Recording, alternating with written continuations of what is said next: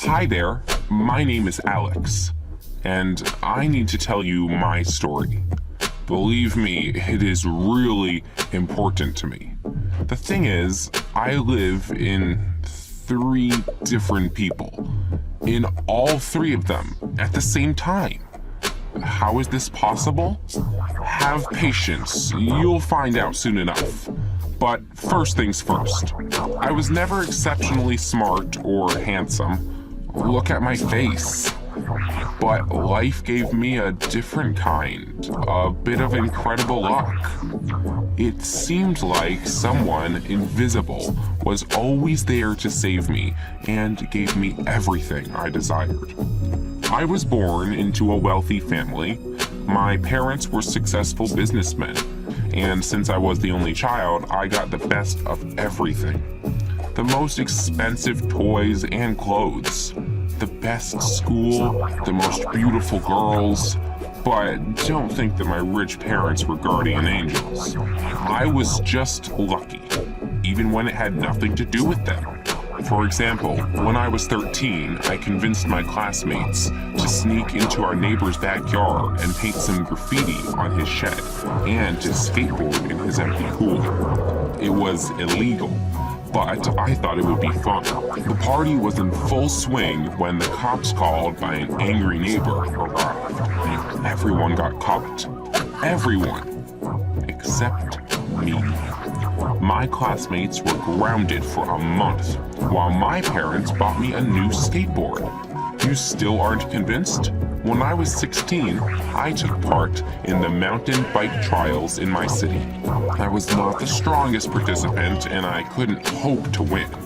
However, a day before the trials, one of my competitors broke his arm, and the other one had his bike stolen. As you may have guessed, I won the competition. I got a girlfriend, thanks to luck as well. My friend Steve and I both liked Melanie. She was the prettiest girl in school, the prom queen. I wanted to date her, but she was into Steve. He played American football. He was also older than me. I never stood a chance, but they weren't together for long.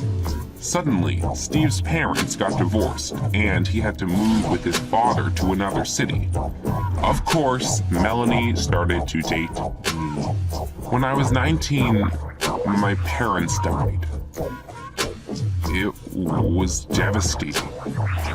But on the other hand, I inherited all their money and now had complete freedom to do what I wanted with my life. Soon, I became fully convinced that my luck had no limits. I liked to try it and got everything I wanted each time.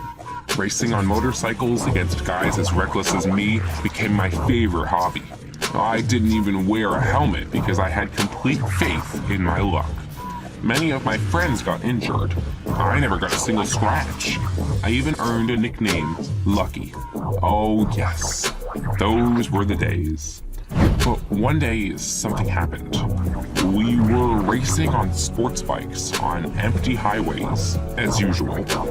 We were going pretty fast, and I, as usual, wasn't wearing a helmet. I liked the wind blowing through my hair. The feeling was so good. I even closed my eyes. It felt like the whole world was at my feet.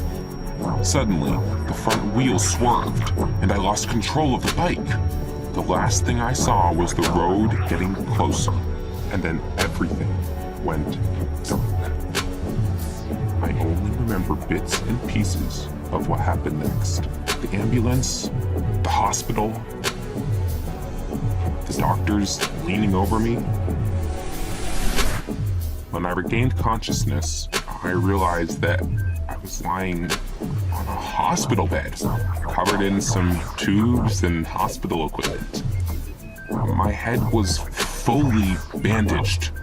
My girlfriend Melanie was sitting next to me and holding my hand. My first thought was that my luck had run out. Maybe I had done something wrong. But then the doctor came into the room and told me everything.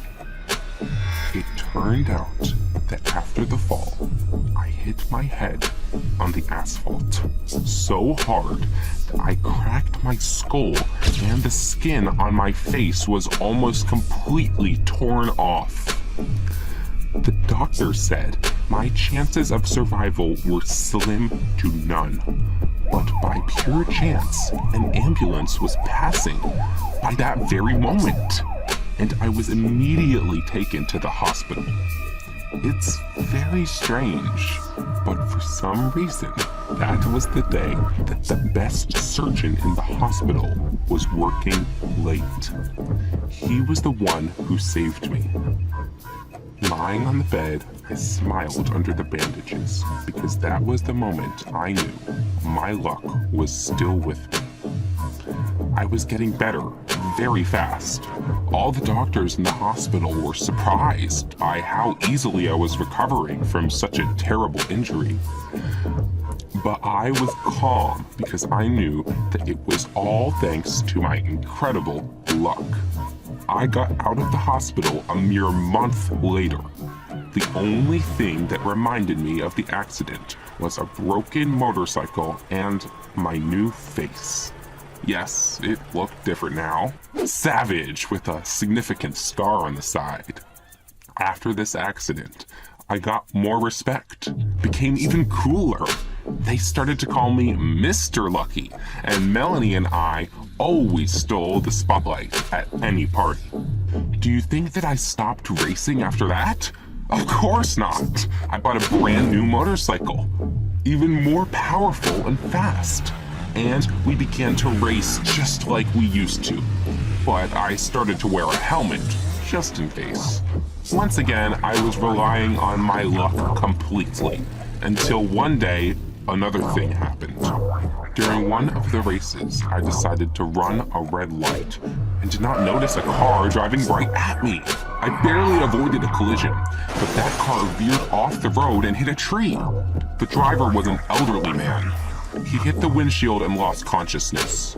We immediately called an ambulance, and the old man was rushed to the hospital.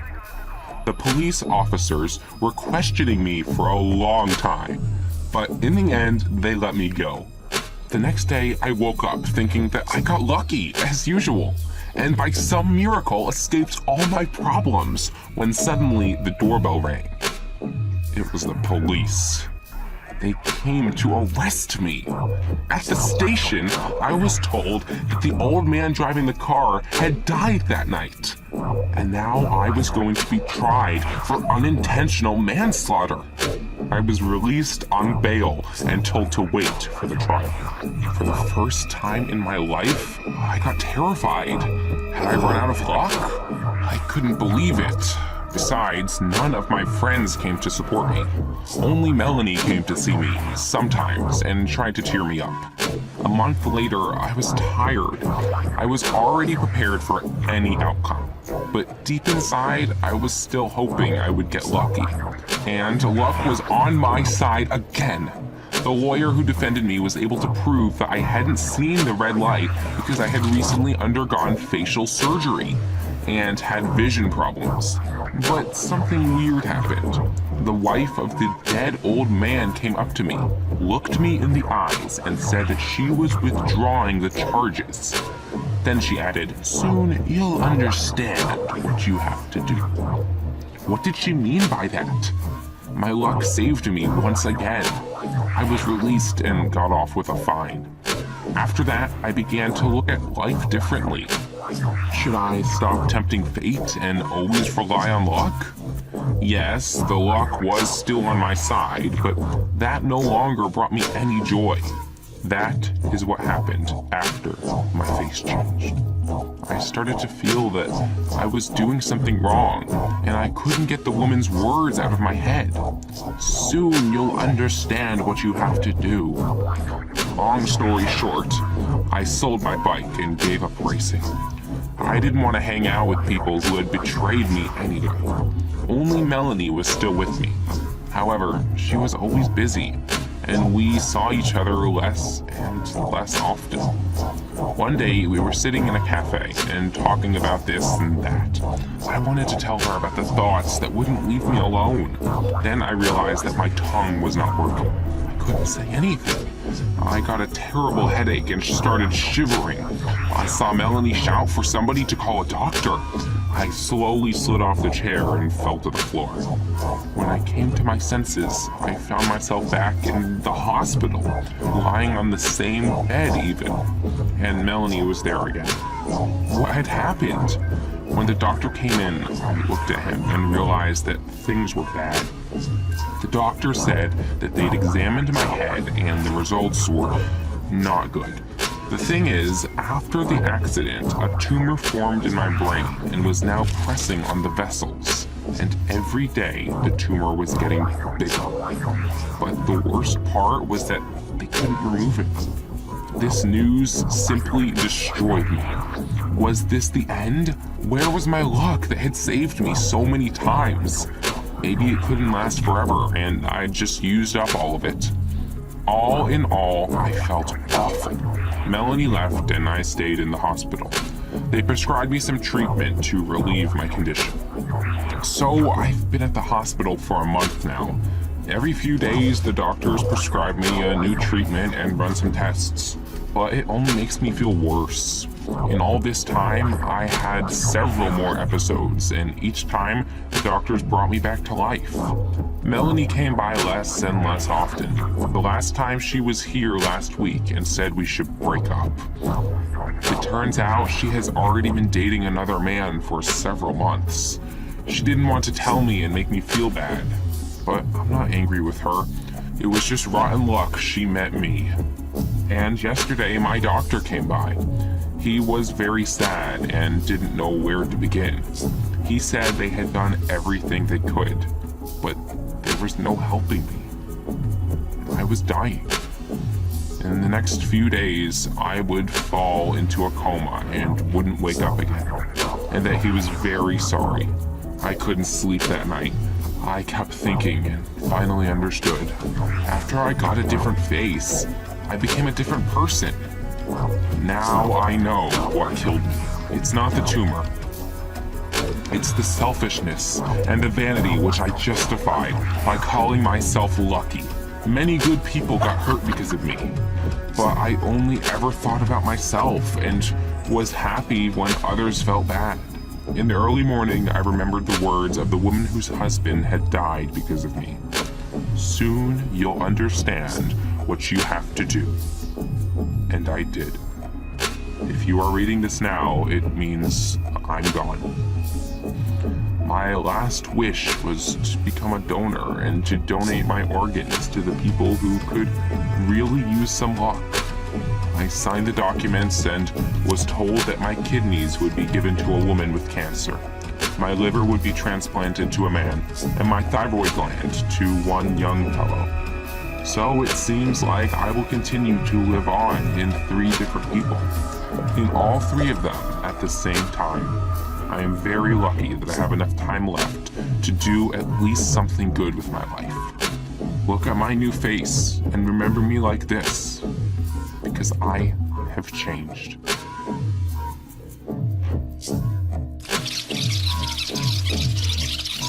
Sometimes even a seemingly small event can flip the script. Getting lucky doesn't mean you should become reckless.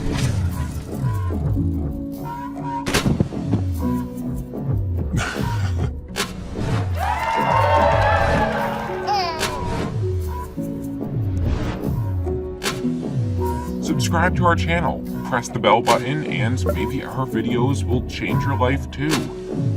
Stay safe, and see you soon.